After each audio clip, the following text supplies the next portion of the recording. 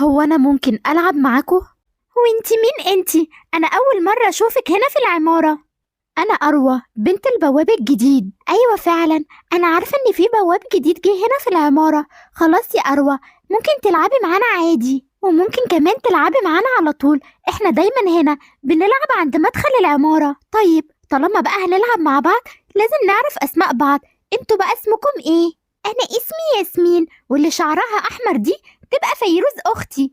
وإحنا ولاد الباشمهندس أحمد وساكنين في الدور التالت. وانا في سنة تالتة ابتدائي وفيروز في سنة رابعة ابتدائي. وانا بقى اسمي خديجة بنت الدكتور خالد وساكنة في الدور الرابع. وانا برضو في سنة رابعة ابتدائي.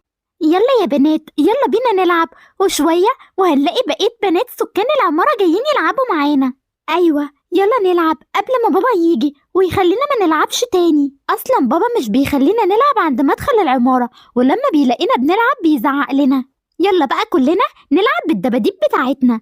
خدي يا أروى العبي بالدبدوب بتاعي، وأنا بقى وياسمين هنلعب بالدبدوب مع بعض. الله، الدبدوب بتاعك شكله حلو قوي. أنا عمري قبل كده ما لعبت بدباديب. شكرا ليكي قوي يا فيروز. انت مين يا بنتي؟ انا اول مرة اشوفك هنا في العمارة. أنا اسمي أروى. ايوه اسمك اروى، وانا اعمل ايه باسمك؟ انت ايه اللي دخلك هنا العمارة؟ أنا أروى بنت البواب. بابا لسه مستلم الشغل النهاردة في العمارة. مين يعني بنت البواب؟ بنت البواب تقعد جنبه على باب العمارة؟ ازاي تلعبي مع بناتي؟ اياكي تاني مرة الاقيكي بتلعبي مع بناتي. يلا غوري من هنا. حاضر حاضر يا بيه، أنا مش هلعب معاهم تاني. اياك الاقيكم بتلعبوا معاها تاني، انتوا فاهمين؟ انا مش ناقص تتعلموا كلمة من كلام الشوارع بتاعها ده. انتوا ازاي اصلا تفكروا تلعبوا معاها؟ دي مش من مستواكم. بس يا بابا، أروى دي تبقى. ولا تبقى ولا ما تبقاش، اللي اقول عليه لازما يتسمع. وياك الاقيكم بتلعبوا مع البنت دي تاني. هو انتوا يعني مش شايفين مستواهم من مستوانا؟ بلاش كده، مش شايفين هدومها المقطعة؟ وكمان يعني اكيد بتضحك عليكم وبتاخد الالعاب بتاعتكم. والله والله لو لقيتكم بتلعبوا معاها تاني لكون ضاربكم. هو انا يعني بتعب وبدخلكم مدارس لغات عشان تلعبوا مع بنت البواب؟ خلاص خلاص يا بابا، حاضر مش هنلعب معاها تاني. يلا انتوا اطلعوا على فوق شوفوا مذاكرتكم، عقبال ما اشوف البواب ده اللي سايب بنته تلعب معاكم. حاضر حاضر يا بابا، احنا طالعين اهو. مالك يا حبيبتي؟ فيكي ايه يا اروى يا بنتي؟ أستاذ أحمد يا بابا اللي ساكن في الدور التالت، أنا كنت بلعب مع ياسمين بنته وفيروز وشافني يا بابا وأنا بلعب معاهم وفضل يزعقلي وفضل يقولي انتي بنت البواب تقعدي جنبه على باب العمارة، مش تلعبي مع بناتي. وفضل يزعقلي ويقولي ياك الاقيكي بتلعبي معاهم تاني والا هضربك. هو انا يعني يا بابا عشان بنت البواب يعملوا فيا كده؟ هما بيعاملوني ليه كده يا بابا؟ مش انا قلتلك يا اروى يا بنتي قبل كده مالكيش دعوة بيهم؟ ده عالم ما يعلمش بيهم غير ربنا، وما عندهمش يا بنتي ذرة شفقة، ودايما بيبصوا للناس من مناخيرهم وبيتكبروا عليهم، وكأن يا بنتي محدش عايش غيرهم. معلش يا بنتي حقك عليا، ما تزعليش. يلا يا بنتي ادخلي لمامتك عشان تأكلك. يلا يا حبيبتي كلي وما تزعليش. وبعدين يا حبيبتي انت شاطرة في المدرسة، ممكن لما تكبري تكوني أحسن منهم كمان.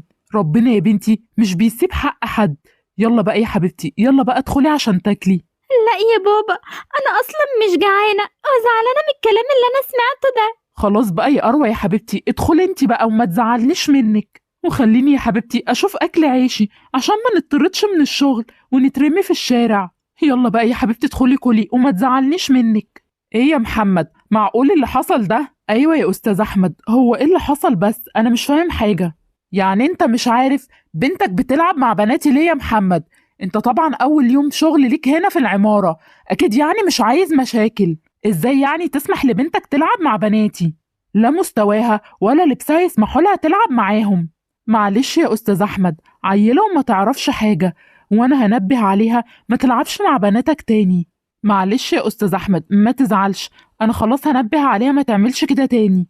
ومش بس تلعب معاهم، مش عايزها كمان تتكلم معاهم اصلا. حاضر حاضر يا استاذ احمد، انا هعمل كل اللي حضرتك تؤمر بيه. لما نشوف بقى هتنفذ الكلام ده ولا لا. يا أروى يا بنتي مالك؟ لو بس تقوليلي مالك، ليه مش عايزة تاكلي؟ ومالك يا بنتي زعلانة كده ليه؟ من ساعة لما دخلتي وانتي عاملة كده. احكيلي يا بنتي مالك. ماما أنا عايزة أطلب منك طلب. أنا عايزة أرجع العمارة القديمة، مش عايزة أفضل في العمارة دي. أنا يا ماما مش حابة أقعد في العمارة دي خلاص. ليه بس يا أروى يا بنتي؟ قوليلي يا بنتي إيه اللي حصل معاكي؟ العمارة القديمة يا ماما كان السكان حلوين معانا وما كانوش بيزعقولي لما كنت بلعب مع بناتهم، إنما هنا يا ماما بيزعقولي عشان بلعب مع بناتهم. هو في إيه يا محمد؟ احكيلي، هي أروى داخلة زعلانة كده ليه؟ هو إيه اللي حصل معاها؟ وكمان بتقولي إن هي عايزة ترجع العمارة القديمة ومش عايزة تفضل في العمارة دي. أنا مش فاهمة إيه اللي بيحصل معاها وليه بتقول كده. احكيلي يلا يا محمد. ولاد أستاذ أحمد لعبوا معاها وهو مش عايزهم يلعبوا معاها. أنا هحكيلك يا ستي من البداية. أروى كانت بتلعب مع بنات أستاذ أحمد وهو ما كانش يعرف، ولما شافهم قعد يزعق لها وقال لها أنت بنت البواب وتفضلي جنب البواب وما تلعبيش مع بناتي تاني ولا حتى تتكلمي معاهم، وفضل يزعق لها. أنا عايزها ما تلعبش مع البنات دول تاني لأن الراجل ده متكبر جدا ومش كويس. وانتي يا أروى بتلعبي معاهم ليه بس؟ أنا كنت مفكراهم هيكونوا أصحابي زي اللي كانوا في العمارة القديمة. أنا ما كنتش عارفة إن كل ده هيحصل يا ماما. خلاص يا حبيبتي، أديكي عرفت إن هما ناس متكبرة. ما تلعبيش تاني معاهم يا حبيبتي عشان ما تجيبيش لباباكي الكلام. احنا جايين هنا يا حبيبتي عشان ناكل عيش، مش عشان نتخانق مع سكان العمارة. خلاص يا ماما أنا حرمت، أنا مش هلعب مع أي حد من سكان العمارة تاني. أنا هلعب يا ماما لوحدي، مش هلعب مع أي حد تاني. شاطرة يا أروى يا حبيبتي، تعالي بقى اقعدي معايا بره وفكي التكشيرة اللي انت عاملاها دي. وليكي عليا يا أروى يا حبيبتي، لما أكون فاضي هلعب معاكي الألعاب اللي انت عايزاها.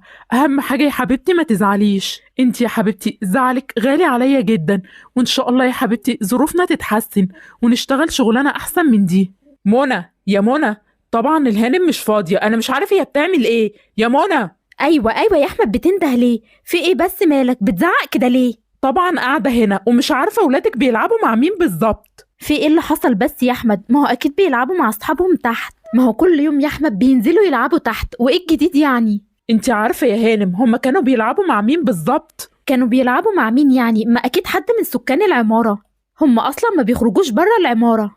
ولادك يا هانم كانوا بيلعبوا مع بنت البواب وحضرتك قاعدة هنا ومش عارفة ايه اللي بيحصل تحت. معقول الكلام اللي انت بتقوله ده يا أحمد؟ يا ياسمين يا فيروز تعالوا بسرعة دلوقتي. هما مش بيردوا ليه؟ يا فيروز يا ياسمين. صحيح يا بنات الكلام اللي باباكو كان بيقوله ده، انتوا كنتوا بتلعبوا مع بنت البواب؟ ايوه يا ماما، بس أروى. مفيش بس، البنت دي ما تلعبوش معاها تاني، انتوا فاهمين ولا لا؟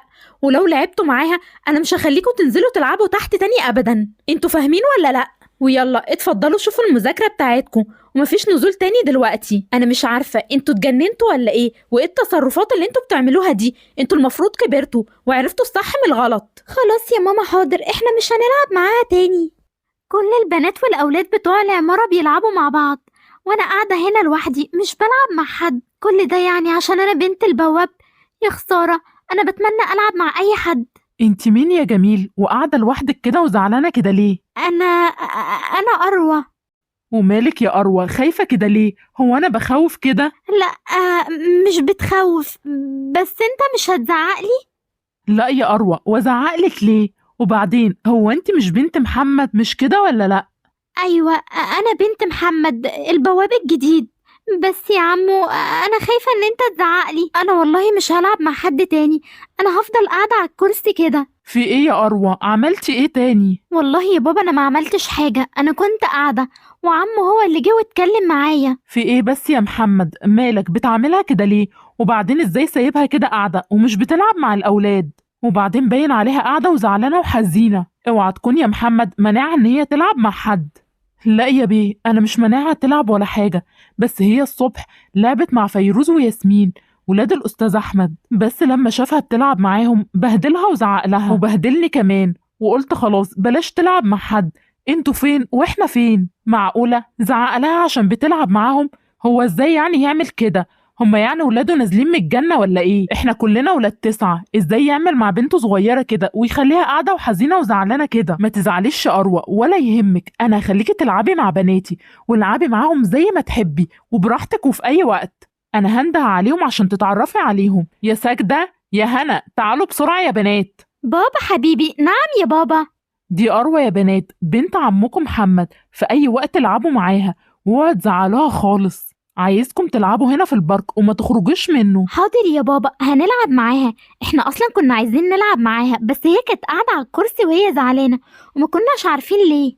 ازيك يا اروى، عاملة ايه؟ انا كويسة الحمد لله. من دلوقتي يا اروى انا وانتي وهنا هنكون اصحاب وهنلعب مع بعض طول الوقت. بجد يعني انا هيكون ليا اصحاب؟